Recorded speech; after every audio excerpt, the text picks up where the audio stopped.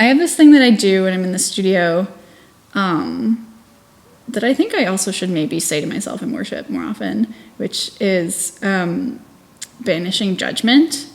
And I always think of it as also with hands, because I draw hands a lot. I'm just like, get out. You like go out the door, and I'll tell you when you can come back in.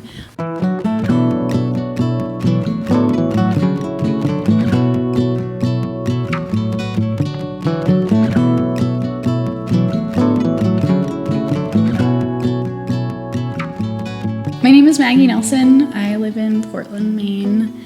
My pronouns are she, her, hers. I go to Portland Friends Meeting, and I'm an artist, and I also coordinate the Young Friends program in New England Yearly Meeting.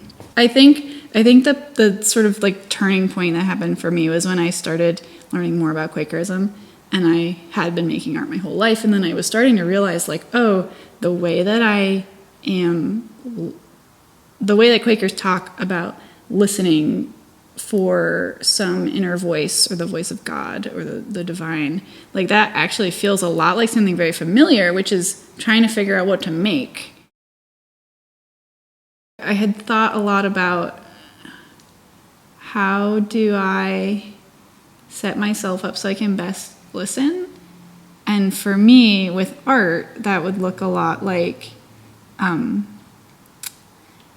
paring down any sort of elaborate process or materials or anything like that. Like I just wanted to be able to make marks or images and have there be like very few barriers from like head to paper or head to canvas or whatever I was working with. And I think about how there's so many ways to worship, but in Quaker worship, there's still a million variables, but you're in a group of people and you have your body and your voice.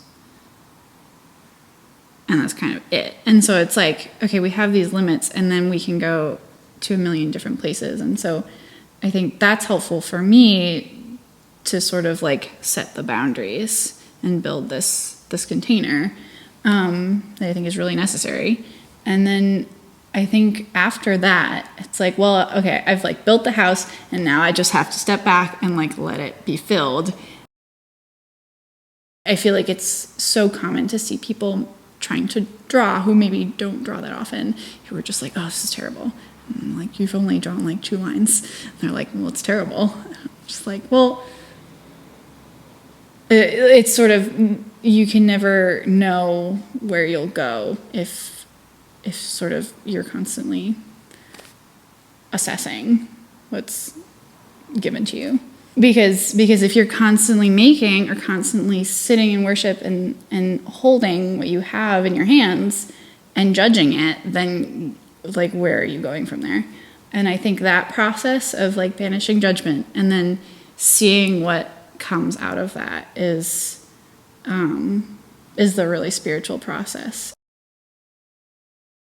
I feel like it feels kind of like when you're in worship and someone says like there's like a million messages and then you're just like after the fact, like only after the fact, do I try to be like, well, that person meant that, or that's what this is how I'm gonna relate to this thing this person said. I think it's acknowledging that it's from God and not from you allows me to be like, well, I don't know what it means, which is my favorite thing to say about what I'm making, and also my favorite thing to hear when kids are making stuff. When I'm like, hey, what are you making? They're like, I don't know. And I'm like, good.